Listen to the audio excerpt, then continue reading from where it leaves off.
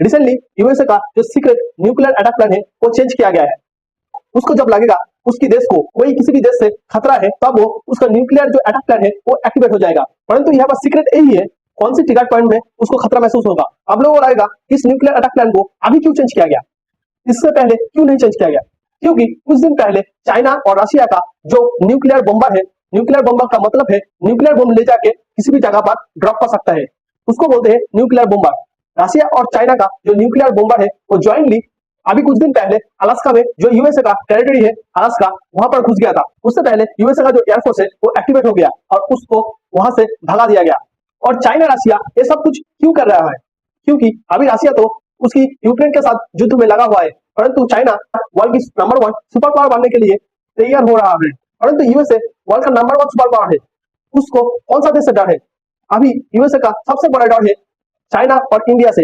USA जानते हैं India अभी किसी भी तरह का युद्ध करने के मूड में नहीं है, परंतु चाइना किसी भी तरह का किसी भी टाइम युद्ध कर सकता है।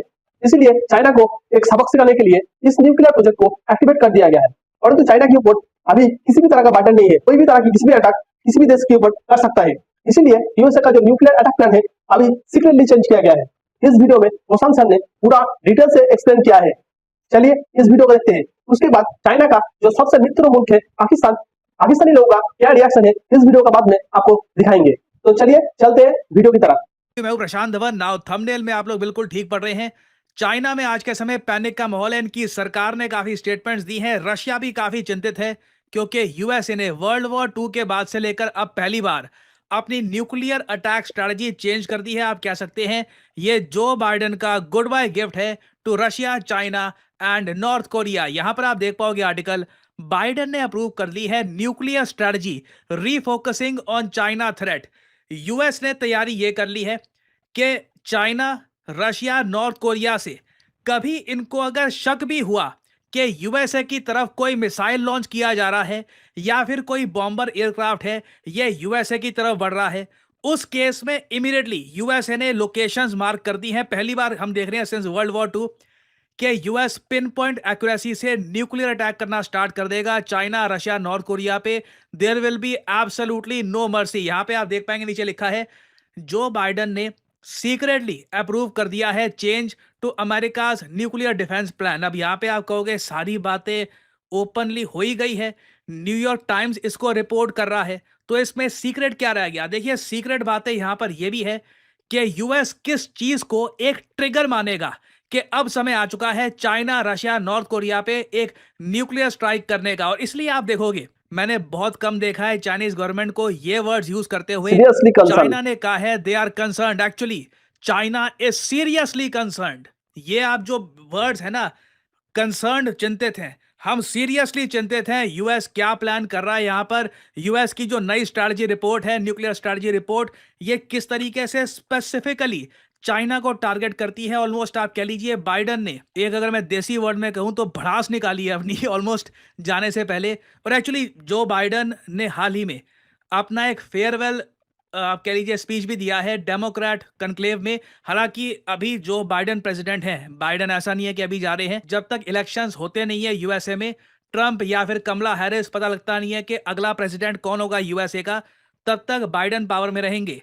मगर बाइडेन के लिए एक स्पेशल फेयरवेल ओबामा, कमला हैरिस वगैरह सबने रखा, उसमें जो बाइडेन की तारीफ भी करी और इसकी काफी क्लिप्स सामने आई है। ये जो क्लिप्स है ये मैं चाहता हूं आप देखिए, उसके बाद ना आप समझ पाओगे कि बाइडेन ने किस माइंडसेट से ये नई न्यूक्लियर स्ट्रैटेजी बना दी है जिसको लेकर चाइना सीरियसली कंसर्न्ड है।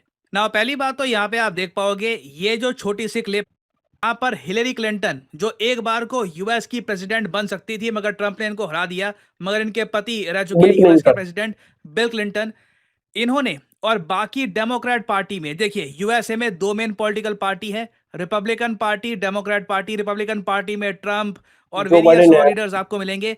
डेमोक्रेट पार्टी में Joe Biden, Hillary Clinton, bill Clinton, Obama और ऑब्वियसली कमला हैरिस, ये सब है।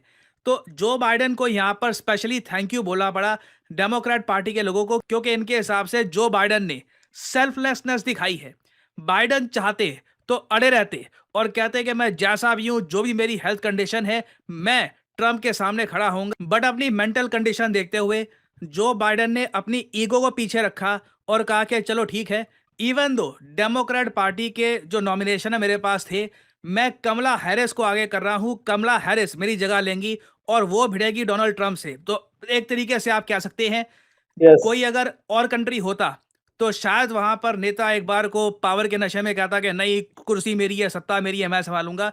तो सिंस जो बाइडेन ने सेल्फलेसनेस दिखाई है, इसको यहाँ पे अप्रिशिएट किया जा रहा है। इधर आप देख पाओगे। First, though, let's salute President Biden. Again ये बहुत ही एक बड़ा कंक्लेव था, पूरी डेमोक्रेट पार्टी के लोग यहाँ पर आए थे और सब लोगों ने खड़े होकर तालियां बजाई जो बाइडेन के लिए। Champion at home and abroad. He brought dignity, decency, and confidence back to the White House.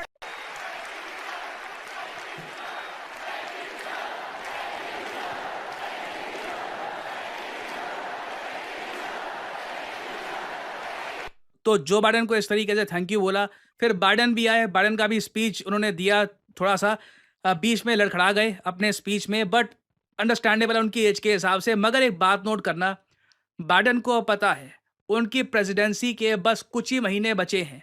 अब जो भी उनको करना है, जिस चीज़ के लिए उनको याद रखा जाएगा, इन आने वाले कुछ महीनों में ही उनको करना होगा। और बाइडेन ने इसकी शुरुआत करी है एक धमाके से, यूएस की न्यूक्लियर स्ट्रैटेजी कंप्लीटली चेंज करके। ना इसमें चेंजेस क्या बताए जा रहे हैं अमेरिकन मीडिया द्वारा, ये मैं आपके साथ शेयर करता हूं। ना आज से एक महीने उससे पहले एक जो बोले बहुत थे वो ज्यादा चिंताजनक घटना हुई थी और मैंने आपको बताया था कि ये जो इवेंट है इसका इम्पैक्ट इन द फ्यूचर आप देखोगे। आपको याद होगा कि कुछ nuclear bombers, nuclear capable bombers जो न्यूक्लियर बॉम्ब्स गिरा सकते हैं, ये बहुत ज़रा करीब पहुंच गए थे अलास्का के। अलास्का जैसे आप जानते हैं यूएस की टेरिटरी है। और मैंने बाय द वे इस टॉपिक पर वीडियो भी करी थी upload, panic and Canada and US as ये सब रशिया कुछ एंड करेगा। China send nuclear bombers near Alaska.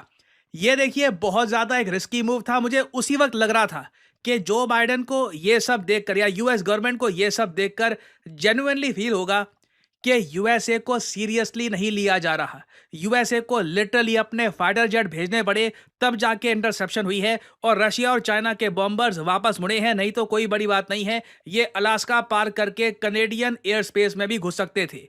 तो अब देखिए यहाँ पर बाइडेन ने क्या किया है। बाइडेन ने अपने देश को, अपनी सरकार को ये कहा कि चाइना आज के समय दुनिया का सबसे तेजी से न्यूक्लियर वेपन एक्सपैंड करने वाला कंट्री है। हालांकि चाइना के न्यूक्लियर वेपन्स आज भी यूएस से काफी कम है, मगर चाइना रिकॉर्ड तोड़ स्पीड से अपने न्यूक्लियर वेपन्स बढ़ा रहा है। और ये न्यूक्लियर वेपन्स प्राइमरली किन के लिए हैं? ऑब्वियसली पाकिस्तान के लिए नहीं है, ये प्रेडोमिनेटली दो देशों के लिए है, इंडिया में यूएसए और इंडिया। जापान कुछ हद तक आप कह सकते हैं मे बी, मगर मेन जो दो मिलिट्री थ्रेट चाइना के सामने खड़े हैं वो इंडिया और यूएस हैं। तो यूएस के लिए बहुत ही इंपॉर्टेंट है एक ऐसी स्ट्रैटेजी बनाना जहां पर रशिया चाइना को दोनों को ये समझ में आ जाए कि अगली बार इनके न्यूक्लियर कैपेबल बॉम्बर ऐसे ही टहलते टहलते यूएस एयर स्पेस के पास आ गए तो यूएस मान के चलेगा कि threat is very near. USA के जो मिसाइल्स हैं, यूएसए के जो एयरक्राफ्ट कैरियर हैं, ये तैयार हो जाएंगे और उस केस में बिल्कुल एक न्यूक्लियर अटैक करने को यूएस रेडी हो जाएगा। एक बार को आप कह सकते हैं ये एक काफी रिस्की स्ट्रैटेजी है, क्योंकि जब आप अपनी डेटरेंस की सेंसिटिविटी बहुत ज्यादा हाई रखते हो, आप ये मान के चलते हो कि देखिए दुश्मन से कभी भी अटैक हो जाएगा, कभी भी अटैक हो जाएगा।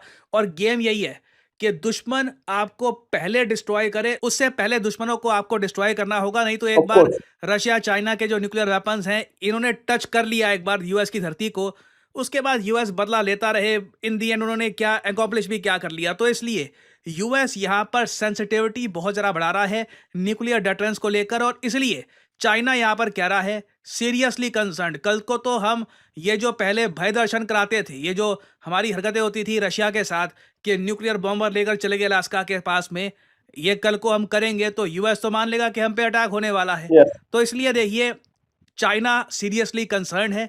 इनकी सरकार ने बोला है कि US is peddling that China nuclear threat narrative, finding excuses to seek strategic advantage. ये चाइना के विदेश मंत्रालय ने कहा है, बट मुझे यही बोलना पड़ेगा चाइना ने बहुत देर कर दी है। इन्होंने, इनकी जो स्ट्रैटेजी थी ऑफ पोकिंग द बेयर, आपने ये वर्ड सुने हैं पोकिंग द बेयर, कि भालू है सो रहा है, लगातार उसको आप पोक करते जाओ, एक बार को खड़ा हो जाएगा, उठ जाएगा और फिर उसको संभालना मुश्किल हो जाएगा। चाइना ने यही किया है, जिस तरीके से इंडिया को लगातार पोक किया है, यूएस को पोक किया है, अब क्वाड काफी हद तक बन चुका है। यूएस की जो न्यूक्लियर स्ट्रैटेजी थी चेंज हो चुकी है, इंडिया भी हाइपरसोनिक मिसाइल्स पे काम कर रहा है। इन दी एंड चाइना ने गेन क्या किया है, अब ये कंसर्न होके बैठे रहेंगे, बट क्लियरली जो पैनिक है चाइना में इन द फ्यूचर ये बढ़ने ही वाला है। और इवन रशिया में इतने बढ़ेगा नहीं, क्योंकि वो लोग ऑलरेडी वॉर में उलझे हुए हैं। आज सुबह ही न्यूज आई है कि यूक्रेन ने रशिया की जो राजधानी है मॉस्को, उस पर एक बहुत ही बड़ा ड्रोन अटैक किया है। हालांकि ज़्यादातर जो ये ड्रोन अटैक है फेल कर गया था। रशिया ने बहुत सारे मिसाइल डिफेंस सिस्टम्स डिप्लॉय कर रखे हैं मॉस्को में, S-400 S-300 के वेरिएंट्स, तो उन्होंने अपना प्रॉपरली काम किया। बट ये अपने आप पे कितना एक आप कह लीजिए डेंजरस माहौल है रशिया के लिए कि उनकी कैपिटल पे ह्यूज स्केल पर ड्रोन अटैक्स हो रहे हैं, तो उन्होंने अभी तक इस पर इतना रिएक्ट किया नहीं है। नॉर्थ कोरिया काफ़ी हद तक चुप है, but China is very very concerned. तो आने वाले समय में देखिए इस टॉपिक से रिलेटेड बहुत सी डेवलपमेंट्स आएंगी। चाइना भी मोस्ट प्रॉब्ली कुछ प्लान करेगा रशिया के साथ, मे बी दोनों कंट्रीज मिलकर एक न्यूक्लियर वॉर की एक एक्सरसाइज करें। मतलब पहली बार होगा कि दो कंट्रीज मिलकर एक न्यूक्लियर वॉर की एक्सरसाइज कर रहे हैं। That can very much happen in the future. This is the video for all of you. अब हम लोग देखेंगे पाकिस्तानी लोगों का क्या रिएक्शन है इस चीजों को लेकर। चलिए देखते हैं। A secret nuclear plan for a potential attack on China. तू तो गया बेटे। यकजान दो कालिब थे, आज वही एक दूसरे की जान के तालिब हैं। चाइना की भी टांगे कांप रही है। यूनाइटेड स्टेट के अंदर से न्यूक्लियर स्ट्राइक के सीधा वार्निंग आ चुकी है। तो अकल के अंदर ये समझ रहे हैं कि 4-6 दिन तक टैंक तोपें चलेंगी या हवाई जहाज एयर अटैक होंगे या नेवी के गोले चलेंगे। No way, this will be atomic war. क्या चीन समझता है कि हम हर वाकया को प्रिवेंट कर सकते हैं, हर चीज को हम वी कैन डू इट। साहब ने ये बात 16 आने दुरुस्त कही थी। सियासत में जो कल के महबूब आज के मातूब देखे। जो बाइडेन ने जाते जाते गुड बाय बोला है चाइना को, रशिया को और इसके साथ साथ नॉर्थ कोरिया को। हम भी पहले गए थे, तुम भी पहले जाओ। Could the two rival superpowers go to war? कि अगर इन दोनों के दरमियान जंग छिड़ गई तो अल्टीमेटली की फायदा इंडिया को होगी। ये तो complete funded by India. India और अमेरिका जो है वो आपस में अब गठजोड़ वो कर रहे हैं। और ये सारी सूरत हाल मुल्क को किस जानिब, किस समत लेकर जाएगी। मैं तो कहूँगा कि क्या पता वो मुल्लबस है इसमें। अबे साले बोलने दे, तकलीफ हुआ है बेचारे को, बोल। हाँ। ये हमें लड़ना पड़ेगा चीन के साथ। खाने को चने नहीं पिछवाड़ा मांगे जायफल। जो कल हरीफ थे वो हलीफ हो गए, जिन पर कल सदके वारी जाता था, जिनकी बलाएं ली जाती थीं, आज उन पर बला बनकर नाजिल हुआ जाता है। मगर अगर चीन नहीं लड़ना चाहता या रिस्क नहीं लेना चाहता तो दैट्स अप टू देम। और अगर दुनिया की टॉप इकोनॉमीज आपस में लड़ पड़ेंगी तो कहीं ना कहीं छोटी इकोनॉमीज को मार जाएगा। गाड़ी स्टार्ट कर। आपको नहीं लगता कि जो बाइडेन ने चाइना पे अपनी जाते जाते सारी भड़ास निकाल दिया? बड़ास तो हम भी निकाल लेते हैं इंडिया पे। बातें करोड़ों की और दुकान पकौड़ों की। आजकल दुनिया काफी चेंज हो गई है, 2024 का दौर चल रहा है। जबरदस्त। हाँ, तो ये चीजें काफी सिंपल हैं और बड़ास निकालने का कोई फायदा नहीं है। अब आया ना लाइन पे। और अगर हम बात करें दुनिया की जितनी भी सुपर पावर कंट्रीज है, डिफरेंट वर्ल्ड की जो है समिट में बैठते हैं या डिफरेंट फोरम पे जाते, कहते हैं पीस प्रमोट करते हैं, दुनिया को पीस का पैगाम देते हैं, और जिसके साथ खारबाजी हो उसको सीधा कहते हैं भाई तुझे तो ठोकेंगे पहली फुर्सत में। आजकल दुनिया में ये चल रहा है कि जिसके पास ज्यादा पावर हो उसकी चलती है। पावर वेपन वाली पावर ना कि डॉलर वाली पावर? डॉलर की पावर, क्योंकि इकोनॉमी काफी आजकल ग्रोथ कर रही है। जिसके पास ज्यादा पावर हो, इकोनॉमी हो, उसकी चल रही है। वेपन की पावर की बातें जो हैं वो आजकल खत्म हो गई हैं, क्योंकि 24 का जमाना चल। तो हम कब निकलेंगे ये एटम बम और बटन से? हम तो दुनिया से 100 साल या 200 साल पीछे हैं। ये जस्ट बातें चल रही हैं और तो कुछ। अच्छा, अगर लेट्स सपोज जैसे आपने कहा ऐसा होगा नहीं, क्योंकि देखिए दुनिया में 3 ही सुपर पावर्स है, अमेरिका, चाइना एंड तीसरी बनने वाली इंडिया। ठीक हो गया। इंडिया को फ्यूचर में आप कितना ग्रो होता देख रहे हैं? और अगर इस तरह हर तरफ जंगें होती है, जैसे रशिया यूक्रेन लड़े हैं, इसराइल फलस्तीन लड़े हैं, अमेरिका और चाइना के आपस में भी नहीं बनती, इंडिया और चाइना की भी नहीं बनती, तो इंडिया इसमें कितना फायदा उठाएगा? अगर एशिया में आप देख ले तो इस वक्त इंडिया एक एशियन टाइगर है। एशियन टाइगर है इंडिया, आप मानते हैं इस बात को? बिल्कुल, मैं इसको ओपनली मानता हूँ। इंडिया जो है वो इस वक्त जो थर्ड वर्ल्ड कंट्रीज में है उसमें इंडिया एशियन टाइगर है। अच्छा। और काफ़ी आगे रन कर रहा है। इंडिया में अगर मोदी की गवर्नमेंट ना होती, इसकी जगह अगर कांग्रेस की गवर्नमेंट आ जाती तो वो भी IMF की लाइन में होते हैं। तो खैर है, इंडिया शायद आ गया। और सुनिए आप भी, मैं राहुल गांधी को मुखातिब करके आज कहती हूँ कि राहुल गांधी जी, आपको डॉक्टर फिजा खान का सलाम है। राम राम। क्योंकि जो भी मेरे नबी पाक सल्लल्लाहु अलैहि वसल्लम का नाम लेगा उन पर दरूद भेजेगा, राहुल गांधी वो मेरे नजदीक फिजा खान का शादी कर देना चाहिए का मुस्तहिक है। और आज भारतीय लोकसभा में राहुल यही सब कुछ करके मोदी सरकार को भी दे सकते हैं। इंडिया और पाकिस्तान के ताल्लुकात कैसे देख रहे हैं आप? इंडिया पाकिस्तान के ताल्लुकात के बारे में तो मैं ये कह सकता हूँ कि अगर पाकिस्तान में कुछ पीसफुल पार्टीज आए और इंडिया में, तो इंशाल्लाह हमारे ताल्लुकात अच्छे हो सकते हैं। और मैं इंडिया को एक दुश्मन नहीं समझता।